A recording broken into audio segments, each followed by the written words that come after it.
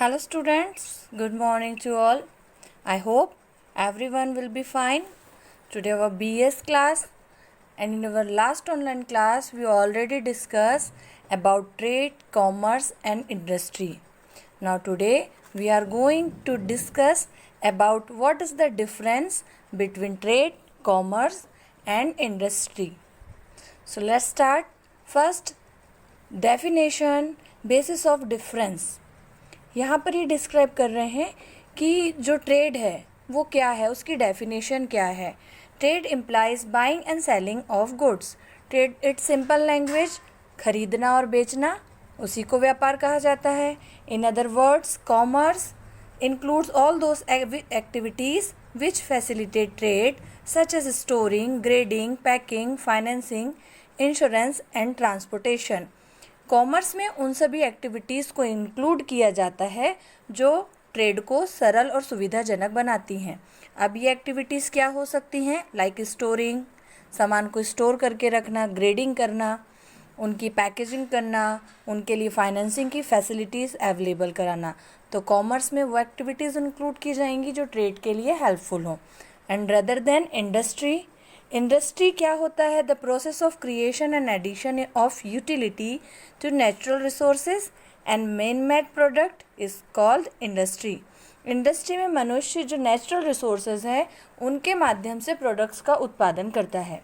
छोटे छोटे लघु उद्योग होते हैं जहाँ पर काम किया जाता है. बड़ी इंडस्ट्रीज़ भी होती हैं जहाँ with the help of natural resources production का काम किया जाता है.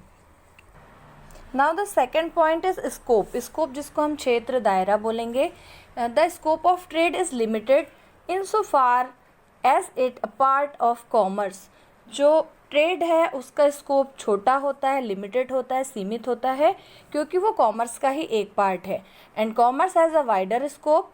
कॉमर्स का स्कोप जो वाइडर इस मीन्स होता है व्यापक, बड़ा, क्षेत्र बड़ा होता है, क्योंकि इसमें वो सभी एक्टिविटीज़ को इंक्लूड किया जाता है जो ट्रेड के लिए हेल्पफुल है. On industry includes 4 types of work: extractive, genetic, manufacturing and construction. The third point is mutual dependence. Mutual it means आपसी, dependence it means निर्भरता. यहाँ पर ये टॉपिक ये बोल रहा है कि तीनों जो इन ट्रेड है, कॉमर्स है, इंडस्ट्री है, तीनों की एक दूसरे पर क्या डिपेंडेंसी है.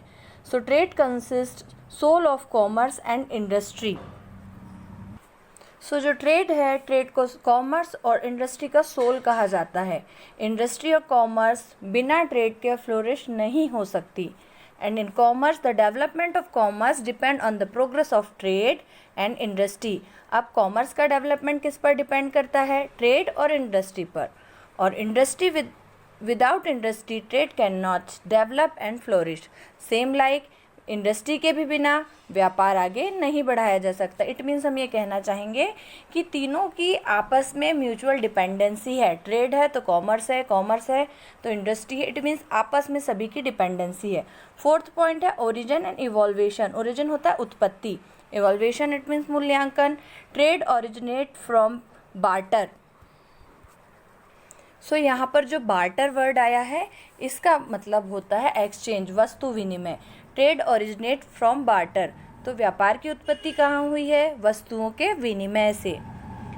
And commerce, the development of trade gives rise to the development of commerce. Commerce has therefore its origin in trade. और जो कॉमर्स है वो ट्रेड के लिए ऑक्सिलरीज एक्टिविटीज़ है, तो कॉमर्स की उत्पत्ति ट्रेड के साथ हुई है. And the industrial revolution and invention of machines gave birth to industries.